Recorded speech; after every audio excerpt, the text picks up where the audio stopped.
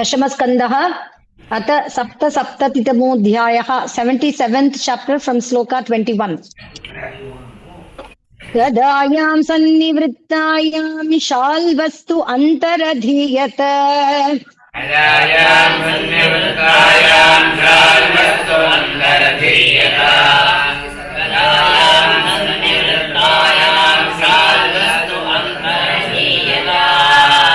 ततो मुहूर्त आगत्य पुरुषः शिरसाच्युतम्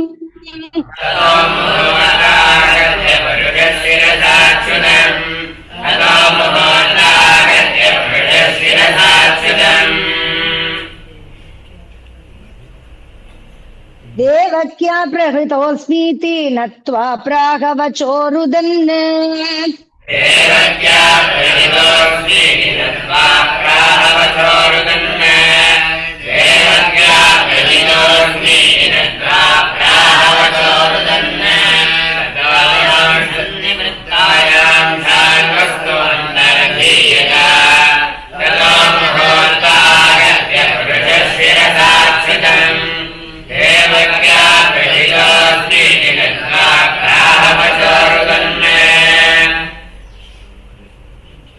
कृष्ण कृष्ण महाबाहो पिता ते पितृवत्सल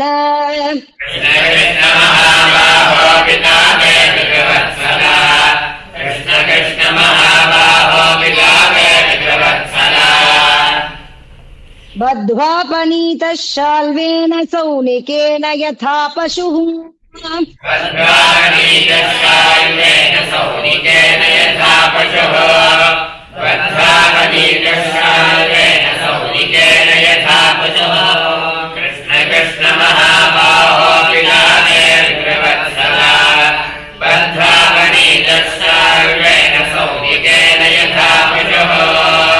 निशम्य विप्रियं कृष्णो मानुषीं प्रकृतिं गतः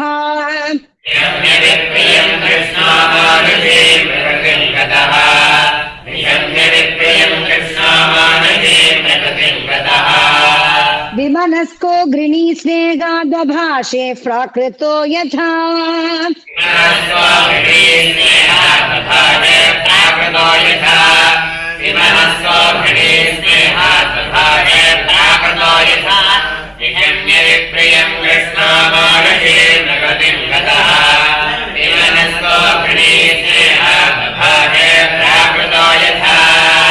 कथं राममसम्भ्रान्तं जित्वा जेयं सुरासुरैः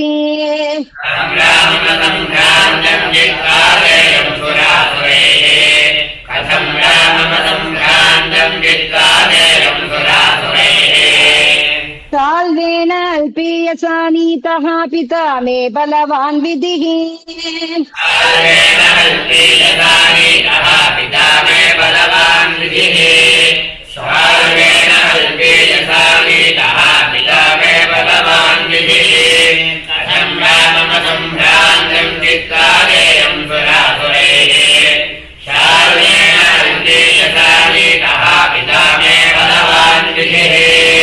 इति ब्रुवाणे गोविन्दे सौभरात् प्रत्युपस्थितः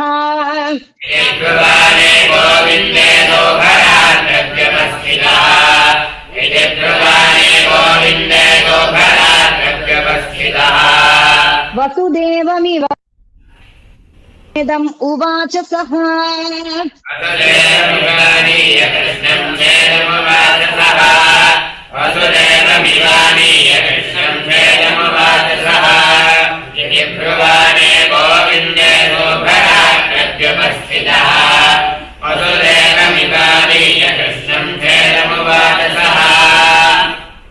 एष ते जनिता तातो यदर्थमिह जीवसि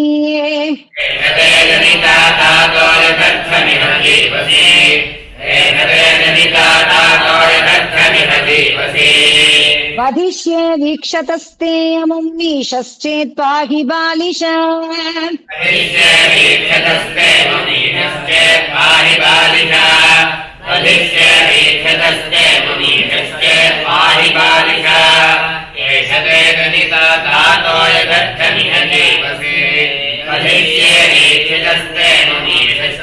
पाहि बालिश एवं निर्भस्य मायावी गंगे खड्गेनानकदुन्दुभेः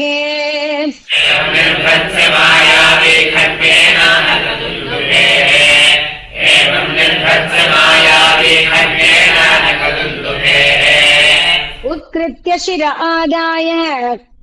हस्तं सौभं समाविशत्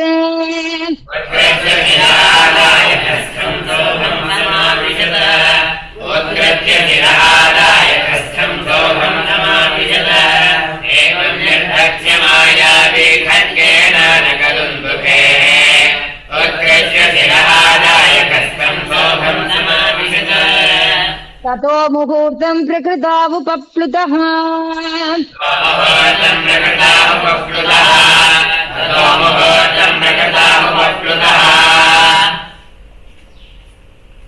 स्वबोध आस्ति स्वजनानुषङ्गतः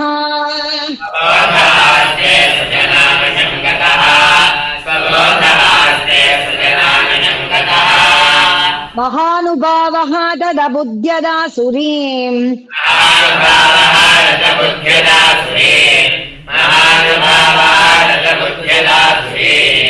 मायां सशाल्वः प्रसृतामयोदिता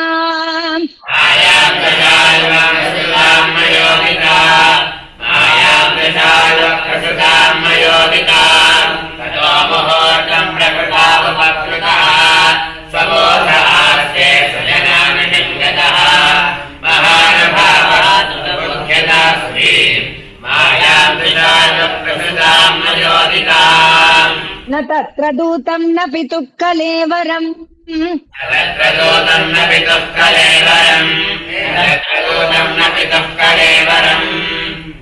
प्रबुद्ध आजौ समपश्यदच्युतः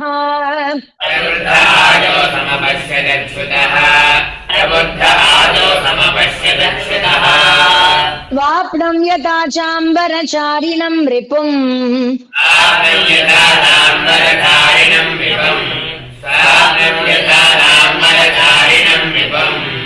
सौभस्तमालोक्य निहन्तुमुद्यतः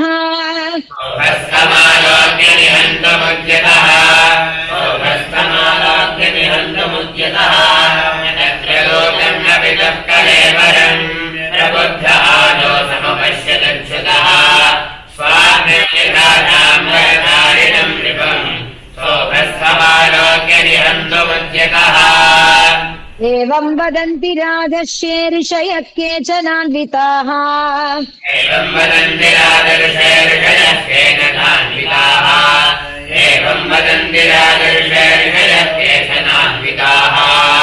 यत्स्ववाचो विरुध्येत नूनं तेन स्मरन्त्युत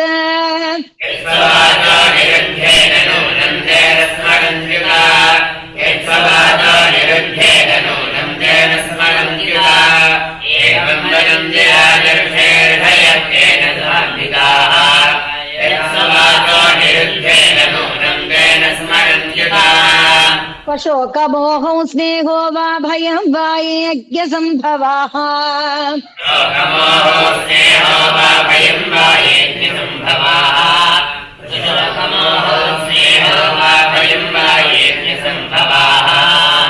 क्वच अखण्डित विज्ञानानैश्वर्यस्तु अखण्डितः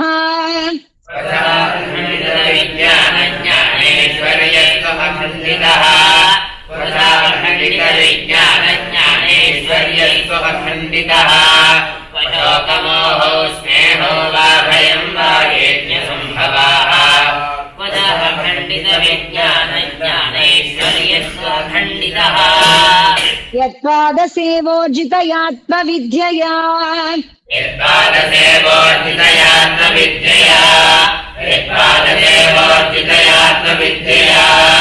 इन्वन्ति अनाध्यात्मविपर्ययग्रहम्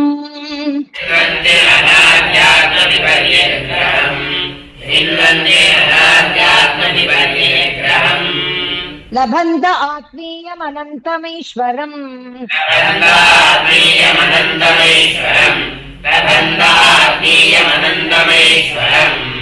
कुतो नु मोहः परमस्य सद्गतेः